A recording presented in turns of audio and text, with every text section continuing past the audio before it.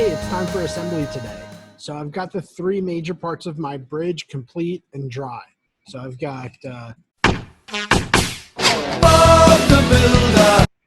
side one and a matching side two. When you get these complete and they're totally dry and removed, make sure that you've trimmed those little edges off if you haven't already, those little wings that were sticking out. And also go back, and if there's any like glue or anything kind of sticking up past this edge, like right here, I've got just a little bit of my card sticking up that you'd want to go in and slice that off so that everything is nice and smooth, just like that. Got the other one. I'm just kind of looking at it the same way, making sure there's no blobs of glue or little corners of the card sticking up.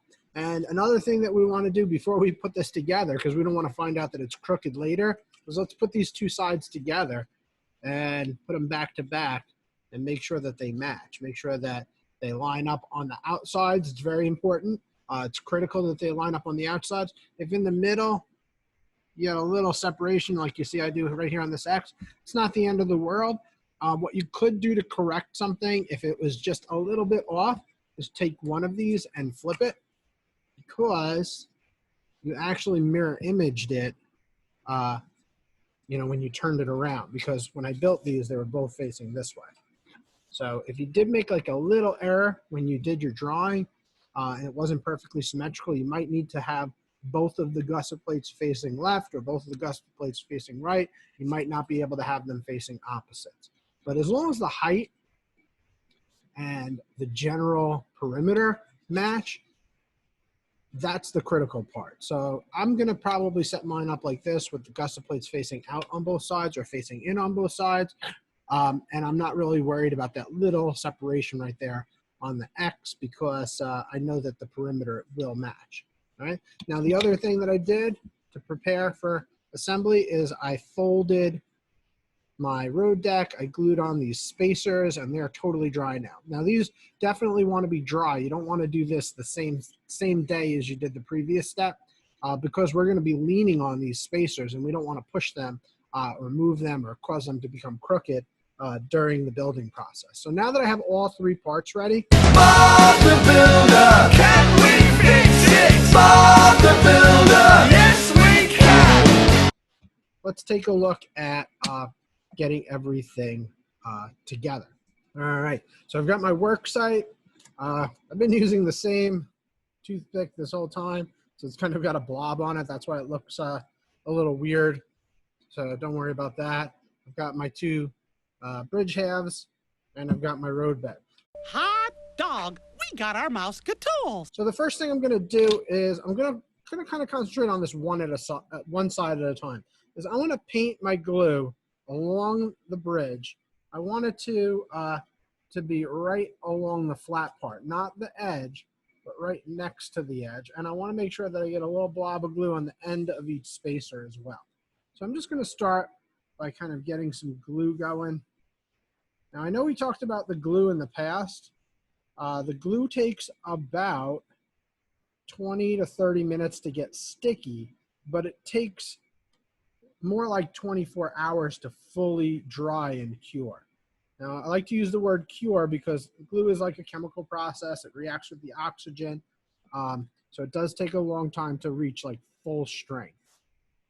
And that won't be until tomorrow for me. So while I'm working, I don't want to sit here waiting for it to dry by holding it all together. So I'm going to show you some tricks on how to arrange it so that when you show back up to class, it dried and everything is stuck and you don't have to redo any work. So I'm just going to kind of work my way around this one side. And I'm putting lots of glue on here. I don't really care if it drips or anything. I got a fresh piece of wax paper. If you need a fresh piece of wax paper, just ask and you'll be provided. I've got my roll of tape. What about one of them mousey diddle doohickeys? Great idea, Goofy. Let's check our Mousecatools. I'm just going to take a couple of pieces of tape just so I have them ready to go. And I'm just going to rip them off and stick them on the oops, on the table. That way I can grab it one-handed. I'm not really sure how many I'm going to need. So I'm just going to put like, I don't know, 4 or 5. Just an easy way to get started. So it's one less thing I have to think about while I'm working. Is how am I going to get this tape off while I'm holding something? Now, one thing I do have to make sure that we all understand is that if you have to let go of what you're doing to rearrange something, or if you have to take it off and put it back on while you're working, that's fine. It's not going to mess anything up. The glue will not dry all the way while you are here and you are working. All right. So that's something that's going to happen later. So basically, I'm just kind of plopping this down in the glue, and I'm pushing against the spacers because I really want to make sure that it stays upright. So I've got it just like that. And I don't want to sit here holding this. So what I'm going to do is I'm just going to take a little piece of tape. And I'm just going to pull that tight. Just like that. I'm going to do another one through the other side.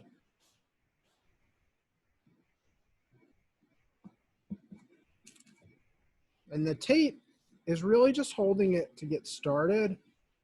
So one thing that I do like to do is on the side that I can easily grasp, I fold it over so I have a tab so I can grab it and pull it later, because the tape will make my bridge heavier, but it will not make my bridge stronger. It's just holding it while the glue dries. So I do want to make sure that I put this tape on in a way that I can take it back off, or at least most of it. If a little piece gets stuck, it's not the end of the world. So that way I can take it back off when I'm totally done. And it will make my bridge lighter, because I don't want all this tape on there not making it stronger. All right. So what I'm looking at now before I switch to the other side is that it's touching. There's a little gap or a little space here that will dry, but it won't stick the two materials together. So we need to make sure that that is perfect. Sometimes there's a little like kind of gap right in the corner itself where you fold it. That's fine. If you just fold it in a way where you get like a tiny little gap up here in the corners, I wouldn't go crazy with that, as long as you got a nice flat piece that's glued around each edge and the middle is glued on, so the flat spots. So if there's a little tiny gap in the corner, we can live with that. So don't go crazy. And I'm just going to get some glue, and I'm just going to do the same thing to the opposite side.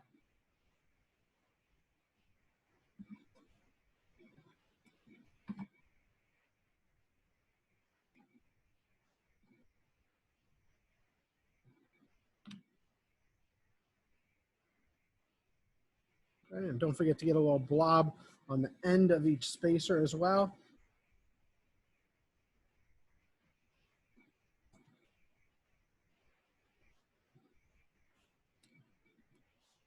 There's really no one correct way to do this.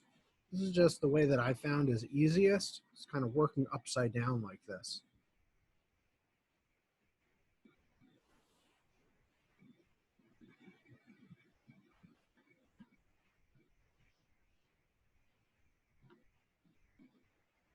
Literally putting like every drop of glue from that original blob on here. Because why not? Glues, use it or lose it. It's going to dry anyway. All right. Whoops. Try not to get glue on me or my computer. There we go. All right. And I'm just going to do the same thing with the other side. I'm going to try to just kind of place it down. I always try to line up the middle first. Let it settle in there. And then I'm going to, you know what I forgot? I forgot to add more tape. Let me just put this one piece on. Right there. And let me get some more tape ready. Great! Come on, everybody. Let's go to the Mouseketeer and get our Mouske tools. Like I said, I'm just going to rip a couple pieces all at once. So that way I don't have to keep going back to the roll. And I'm just sticking it to like the edge of my table. I know you can't see it because it's not in the camera. That's what I'm doing with it.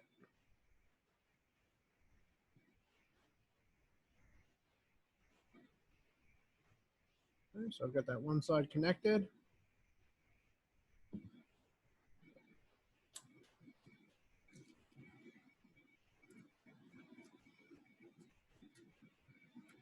Okay, and I'm just kind of taping the second side now to the first side. So those little tabs that I made, I'm basically just using those to attach this to. Now this corner right here is off, so I just need to make sure that I adjust it. There. Whoops. There. So that it's nice and even along that whole edge.